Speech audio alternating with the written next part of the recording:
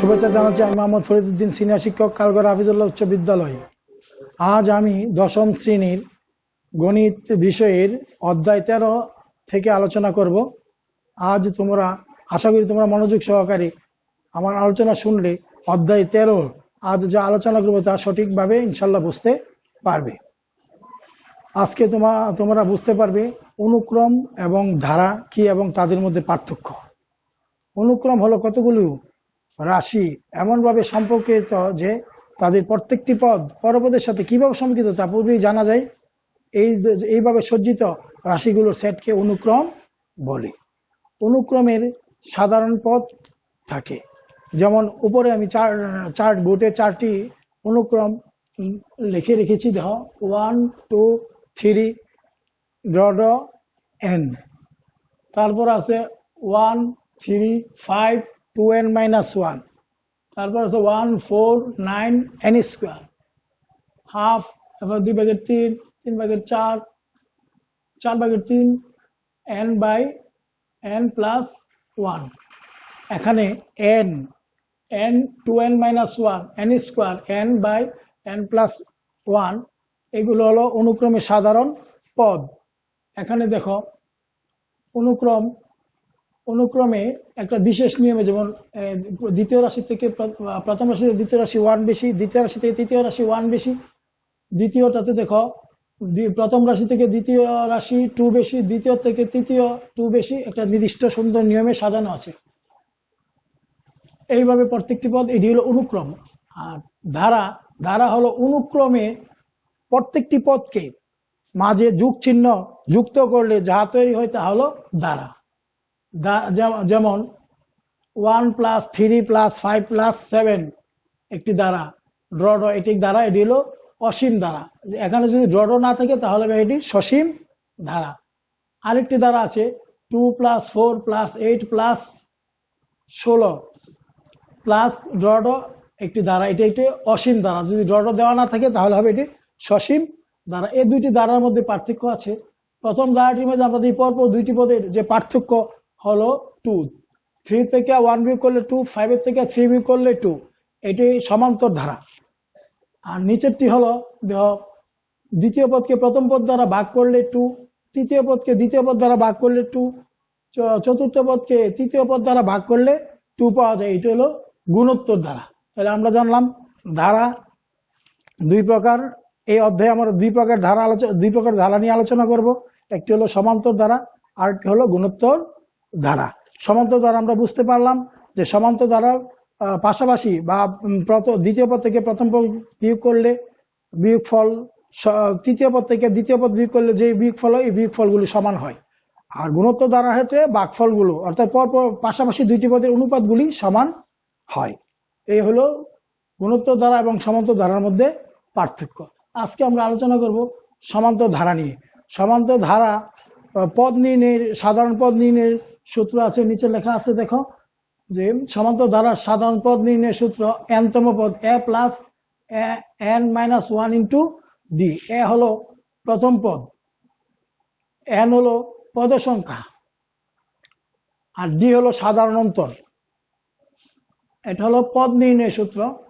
আরেকটি আছে সমান্তর ধারার n সংখ্যক পদের সমষ্টি নির্ণয় সূত্র, f sub n = n/2 second bracket 2a plus n first bracket n - 1 into d।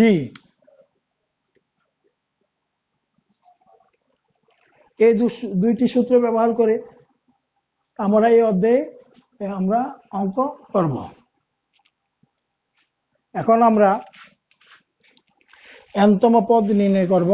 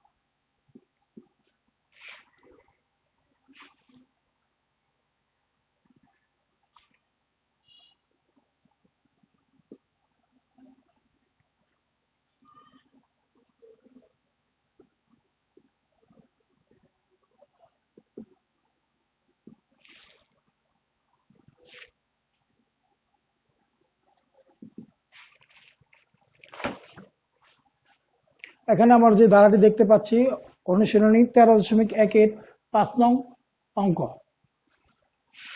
প্রদত্ত ধারাটি একটি সমান্তর ধারা। এখানে ধারার প্রথম পদ a সমান সমান 2 সাধারণ অন্তর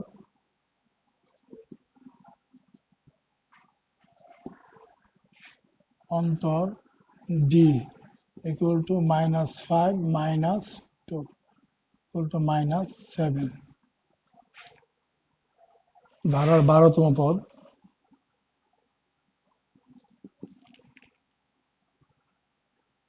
ধারার 12তম পদ a plus 12 minus 1 into d হইল 2 plus 11 into -7 2 7 11 77 minus 75। এখানে ধারাটির সাধারণ অন্তর বের করতে বলা হয়েছে এবং 12তম পদ নির্ণয় করার কথা বলা হয়েছে। প্রদত্ত ধারাটি যে সমান্তর ধারা তা আমরা কিভাবে বুঝতে পারলাম? দ্বিতীয় পদ থেকে প্রথম পদ বিয়োগ করলে -7 হয়, তারপরে তৃতীয় পদ -12 থেকে -5 বিয়োগ করলে -7 হয়। সুতরাং এটি একটি সমান্তর ধারা। তো সমান্তর ধারার সাধারণ অন্তর আমরা পাইলাম -7 এবং 12তম পদ আমরা পদ নির্ণয় সূত্র জানি একদম পদ নির্ণয় সূত্র a plus n-1 into d। সুতরাং 12তম পদ হবে n এর জায়গায় 12 বসাই দিব a plus n-1 into d। এর মান হলো 2 প্লাস 12 থেকে 1 গেলে 11 মাইনাস d এর মান হলো -7। তাহলে প্লাসে মাইনাসে মাইনাস 7 11 77 -77 থেকে 2 এর থেকে -77 থেকে -75।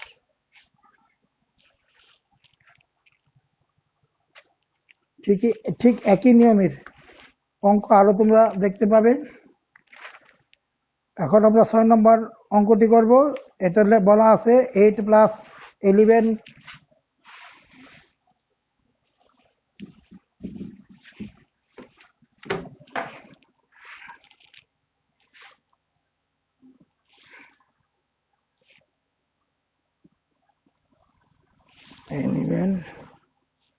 plus 14 plus 17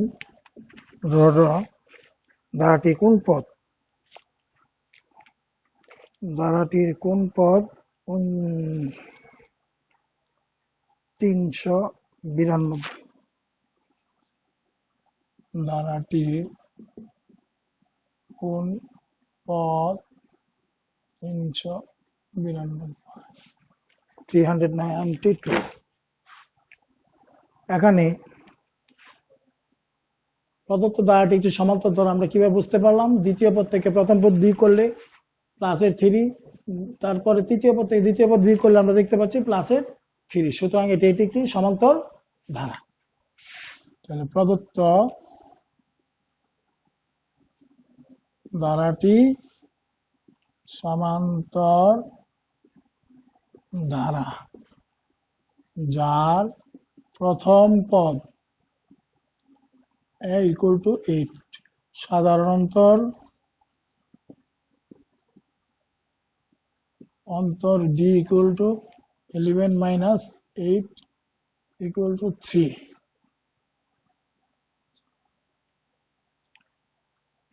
ধরি n-তম পদ, ধরি n-তম পদ equal to 392। আবার আমরা জানি n-তম পদ সমান সমান a plus n-1 into d। এখানে দেখতে পাচ্ছি যে n-তম পদে ধরেছি এত এবং n-তম পদের সূত্র জানি আমরা a plus n-1 into d। সুতরাং a plus n-1 into d equal to 392। আমি সমাধান করব, মান বসিয়ে দেব। a সমান হলো 8 প্লাস n এর মান নেই, n এর মান আমরা বের করব। d এর মান হলো 392, 8 plus 3n minus 3 equal to 392, 3n plus এটা থেকে 3 চলে গেলে 5 প্লাসের 5, 392 বা 3n equal to 392 minus 5 বা 3n equal to 390 থেকে 5 চলে গেলে 387 বা n equal to 387 by 3, 3 ওকে 3, 3 দুগুণে 6, 3 9 27, সুতরাং n equal to 129।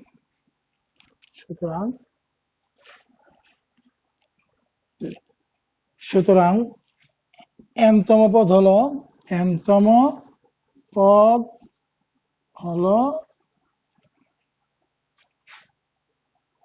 কোন পদ? সুতরাং 129তম পদ হলো 300। সুতরাং 129তম পদ হলো 392। প্রিয় শিক্ষার্থীবৃন্দ, আজ এতটুকুই। আগামী ক্লাস দেখার জন্য আমন্ত্রণ জানিয়ে বিদায় নিচ্ছি। আসসালামু আলাইকুম।